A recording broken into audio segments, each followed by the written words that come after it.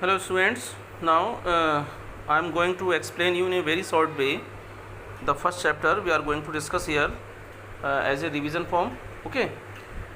बहुत ही कम टाइम में हम कुछ इम्पॉर्टेंट टॉपिक्स यहाँ पर डिस्कस करेंगे जिससे कि आप लोगों को जो ऑनलाइन एग्ज़ाम हो रहा है उसमें कुछ हेल्प मिल सके। ठीक है, तो इसको आप ध्यान से समझिए, ध्यान से सुनिए, और कोई प्रॉब्लम फिर भी होती है तो you can discuss later on my personal number. Okay. So photosynthesis में the important thing you must have to remember here that क्या पूछा जाएगा यहाँ पर. सबसे जो इम्पॉर्टेंट थिंग है वो होता है आपका रॉ मटेरियल. ठीक है, यहाँ पर जो पूछने वाला जो क्वेश्चन है वो होता है रॉ मटेरियल कि फोटोसिंथेसिस में जो रॉ मटेरियल है वो क्या होता है. तो रॉ मटेरियल के लिए आपको ध्यान रखना होता है कि there are 4 types of the factors which are required in photosynthesis. Okay, and those factors are carbon dioxide, water, light, chlorophyll. Okay, these 4 things are required by any green plant to synthesize the food. And also you must have to remember कि जितने भी green plants होते हैं उन सब में photosynthesis होगा और जिसके बाद फूड का फॉर्मेशन शुगर की फॉर्म में हो जाएगा. यहाँ पर शुगर दिया हुआ ना C6H12O6 and the by product is oxygen. और हम सभी जानते हैं कि फोटोसिंथेसिस में ऑक्सीजन रिलीज होता है. जितने भी ग्रीन प्लांट हैं फोटोसिंथेसिस में you must have to remember they will use the CO2 through the stomata. CO2 किससे एंटर करती है? लीव्स में जो छोटे छोटे पोर्स होते हैं जिनको हम स्टोमेटा बोलेंगे. And you can see here the overall structure about the stomata. And after the photosynthesis the all green plants release the O2 in the form of byproduct. Okay, so this is about the main things photosynthesis. And next about the stomata. So what happen in stomata? तो you must have to remember कि stomata में 2 तरह की cells होती हैं, epidermal cells, okay, and second one are kidney sac cell जिनको हम बोलेंगे guard cell. ठीक, these are guard cell, ये गार्ड सेल्स होती हैं. तो 2 तरह की सेल्स यहाँ पर स्टोमेटा को बनाती हैं. सेकंड इम्पॉर्टेंट थिंग कि फंक्शन ऑफ स्टोमेटा, जितने भी स्टोमेटा होते हैं, स्टोमेटा क्या होते हैं? लीव्स पर mostly they are present over the leaves and they release the O2.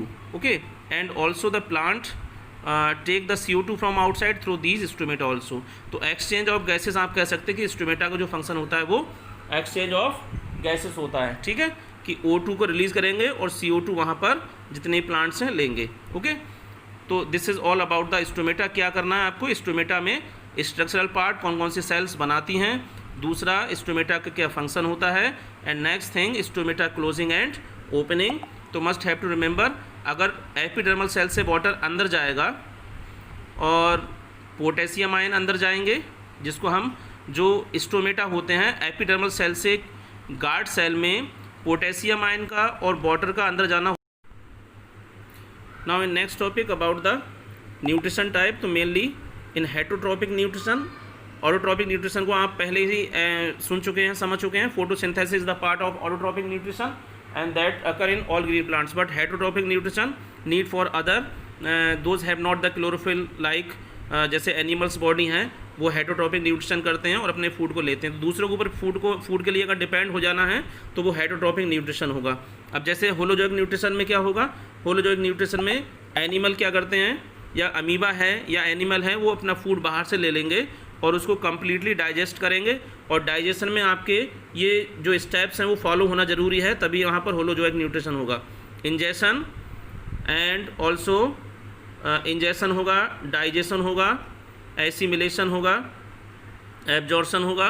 ये सारे स्टेप्स फॉलो होंगे तभी वहाँ पर होलोजोइक न्यूट्रिशन होगा. Ingestion, digestion, absorption and assimilation and last is egestion. ये 5 स्टेप्स किसी भी होलोजोइक न्यूट्रिशन में होते हैं. And the example for holozoic nutrition are amoeba and human beings. And next thing like you can say saprotrophic nutrition. तो saprotrophic nutrition में what happen in saprotrophic nutrition when the organisms take their food from dead and decaying organism, यानी कि जितने भी dead animals होंगे उनसे अपना nutrition लेगा कोई भी animal.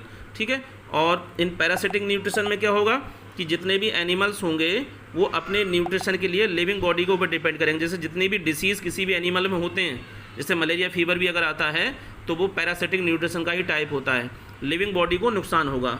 In case of plant and animals also. तो लिविंग बॉडी से अगर कोई भी एनिमल न्यूट्रिशन लेगा तो पैरासिटिक है, डेड एंड डिकेइंग से लेगा सैप्रोफाइटिक है, और होलोजोइक न्यूट्रिशन में 5 स्टेप्स होते हैं जहाँ पर ingestion, digestion, assimilation, absorption and egestion, ये सारे कंप्लीट स्टेप्स कंप्लीट होते रहते हैं लगातार। Okay, and in next topic you can से like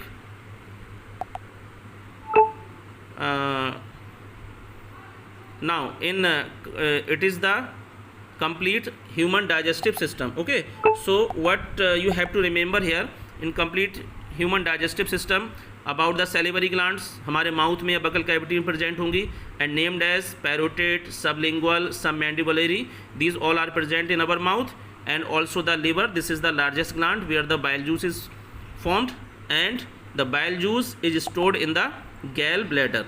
Okay, so this bile juice helpful in digestion, bile juice कहाँ बनेगा, लीवर में बनेगा और गैल ब्लैडर में स्टोर होता है, and will help in digestion, not digest the food, remember hair, this will helpful in the digestion process, okay, in basic medium specially.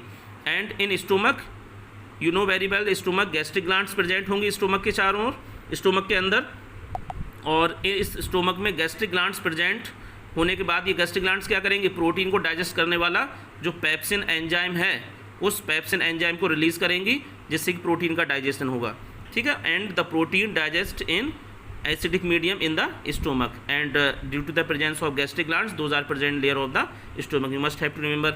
And also the small intestine, small intestine में fat का, protein का digestion होगा, but in stomach में the digestion of protein occurs only, okay, तो these all things you must have to remember here. Next thing you will remember about respiration.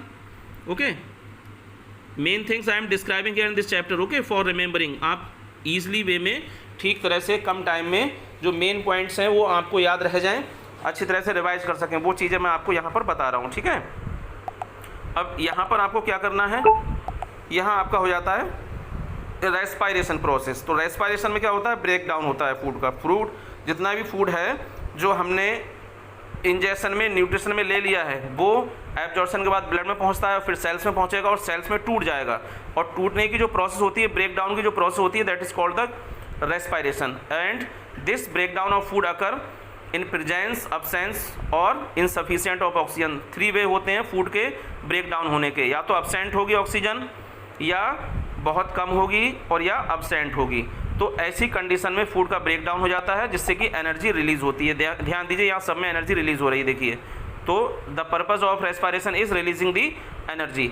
लेकिन अगर oxygen कम है तो वहाँ पर एथेनॉल, यानी कि एथेनॉल या एसिड जैसे कंपाउंड भी बनते हैं जो कि हमारी बॉडी के लिए हार्मफुल होते हैं, तो ये आपको यहाँ ध्यान रखना है।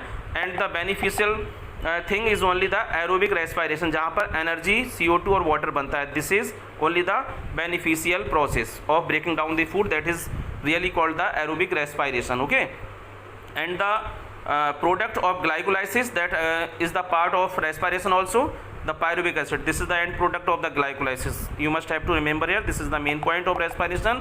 And also the fermentation process, okay, this is occur in the microbes when the anaerobic respiration when the anaerobic respiration occur in presence of any microbe like yeast, this is called the fermentation। अगर कोई भी anaerobic respiration किसी भी microbe की presence में होगा और वहाँ पर एथेनॉल या एल्कोहल बनेगा तो वहाँ उसे हम क्या बोल देंगे, फर्मेंटेशन बोल देंगे। फर्मेंटेशन के लिए माइक्रोब्स का प्रेजेंस होना जरूरी है, ये भी ध्यान रखिए।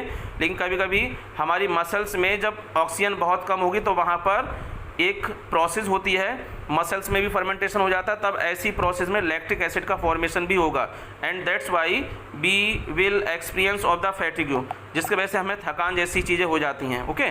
This is also a kind of the respiration, due to the formation of lactic acid we can experience of the fatigue, okay. And next topic we can discuss about the mechanism breathing, we will discuss later. Now next important thing about the double circulation. Now what happen in the double circulation, so you must have to remember in our heart the flow of blood is about 2 times, okay। हमारे blood में 2 times blood का flow होता है, ठीक है, आपको ये ध्यान रखना है। 2 times ब्लड का फ्लो होगा, पल्मोनरी सर्कुलेशन, सिस्टेमिक सर्कुलेशन। एक बार क्या होगा, इस हार्ट से ब्लड लंग्स में पहुंचेगा, ठीक है, और दूसरी बार क्या होगा, यहाँ जो हार्ट का ब्लड है वो हमारे ऑर्गन्स में पहुँचेगा, यानी कि लंग्स में ब्लड जाएगा और हार्ट से ब्लड पूरी बॉडी में जाएगा। तो अगर हार्ट से लंग्स में ब्लड पहुँचता है उसे हम बोलेंगे pulmonary circulation, when the blood move towards the lungs, and when the blood moves from our heart to the body organ, this is called the systemic circulation. Okay, this is about the double circulation when the blood passes about 2 times through our heart, यानी कि 2 time blood pass होगा हमारे heart से, तो this is called the double circulation. And you must have to remember also that कि pulmonary artery will always carry the blood towards the lungs and that will carry the impure blood or deoxygenated blood। Generally artery में क्या होता है, pure blood होगा, जैसे आप लोग आगे भी स्टडी करेंगे आर्टरी में क्या होता है, प्योर ब्लड होता है, और लेकिन पल्मोनरी आर्टरी क्या है, वहाँ पर इम्प्योर ब्लड होता है, डीऑक्सीजनेटेड ब्लड जिसे हम बोलते हैं। आप यहाँ पर भी देख सकते हैं कि जितनी पल्मोनरी आर्टरी या आर्टरी में प्योर ब्लड फ्लो होगा और वीन्स में इम्प्योर या डीऑक्सीजनेटेड ब्लड फ्लो होगा। प्योर ब्लड को हम बोलते हैं ऑक्सीजनेटेड, ठीक है, ऑक्सीजनेटेड ब्लड, और जबकि जो इम्प्योर ब्लड होगा, इम्प्योर ब्लड को हम बोलेंगे डीऑक्सीजनेटेड ब्लड। इसको इम्प्योर ब्लड को हम क्या बोलते हैं, डीऑक्सीजनेटेड ब्लड। तो आर्टरी में आप ध्यान रखिए, आर्टरी में ऑक्सीजनेटेड ब्लड यानी प्योर ब्लड रहेगा, और जबकि वेन्स हैं उसमें इम्प्योर या डीऑक्सीजनेटेड ब्लड फ्लो करेगा। लेकिन अपोजिट है पल्मोनरी आर्टरी, पल्मोनरी आर्टरी में कैसा फ्लो होता है, इम्प्योर। आर्टरी का अपोजिट होता है पल्मोनरी आर्टरी में, और वीन्स का अपोजिट होता है पल्मोनरी वीन में। ध्यान रखिए, पल्मोनरी आर्टरी में प्योर यानी ऑक्सीजनेटेड ब्लड होगा और पल्मोनरी वीन में प्योर ब्लड होगा यानी कि ऑक्सीजनेटेड ब्लड होगा, ठीक है। तो ये चीज़ें आपको अच्छी तरह से ध्यान रख लेनी है। And next thing you must have to remember like excretory system. Okay, main topics we are revising here. Next thing excretory system, तो you must have to remember about the excretory system कि we have 2 kidney, especially हमारे 2 kidney होंगी और kidney के अंदर urine का formation होगा। And kidney में यूरिन का फॉर्मेशन किस तरह से होता है कि किडनी में ले जाने वाली जो ब्लड को ले जाने वाली होती हैं, 2 कॉल्ड रीनल आर्टरी, ठीक है। रीनल आर्टरी के जरिए ब्लड पहुंचेगा किडनी के अंदर और फिल्ट्रेशन होने के बाद वही ब्लड किडनी से हमारे हार्ट में पहुंच जाएगा, ठीक है। तो इस तरह से renal artery carry the blood towards the kidney, but the renal veins carry the blood from the kidney towards the upper heart. और किडनी में यूरिन का फॉर्मेशन होने के बाद वो यूरिन यूरेटर की हेल्प से यहाँ यूरिनरी ब्लैडर में एक्यूमुलेट हो जाएगा और फिर टाइम टू टाइम हम उसको बाहर रिलीज करते रहेंगे through the urination. Okay, this is all about the excretory system. आपको ध्यान रखना है excretory urine formation is the part of the excretory system and excretory system include pair of kidney, urinary bladder, pair ureter and urethra. Okay, this is all about the excretory system, ठीक है। And this is about the nephron जो कि हमारे kidney के अंदर होंगे, और nephron में ये आपको पार्ट्स ध्यान रखने हैं like Henle loop, like Bowman capsule and also distal convoluted tubule collecting duct. तो these all are the part of the our nephron and nephron you must have to remember they are located in our kidney. Kidney में जो blood जाएगा renal artery के जरिए, और वही blood nephron के अंदर कहाँ से जाएगा, अफिरेंट आर्टीरियल से, ठीक है। जबकि इफिरेंट आर्टीरियल से ब्लड फिर से आपका हार्ट में पहुंचता है। तो इस तरह से ये यहाँ पर यूरिन का फॉर्मेशन नेफ्रॉन के अंदर किडनी में होगा। नेफ्रॉन क्या होते हैं, स्ट्रक्चरल और फंक्शनल यूनिट होते हैं, आपको ये ध्यान रखना है। This is the definition of nephron, structural and functional unit of the kidney. And also you must have to remember that in our kidney there are 3 steps of the urine formation.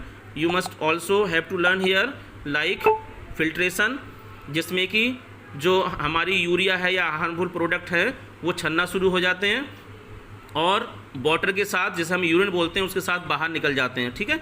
और जबकि reabsorption में क्या होगा, कभी कभी क्या होता है फिल्ट्रेशन में यूजफुल प्रोडक्ट भी छन जाते हैं, फिल्टर हो जाते हैं। फिल्ट्रेशन की प्रोसेस क्या बोलते हैं, अल्ट्रा फिल्ट्रेशन बोलते हैं, जो कि ग्लोमेरुलस और बोमेन कैप्सूल में होती है। और ग्लोमेरुलस और बोमेन कैप्सूल कहाँ होते हैं, ये यहाँ पर देखिए आप, यहाँ आपका ये बोमेन कैप्सूल है और ग्लोमेरुलस भी यहीं पर प्रेजेंट है।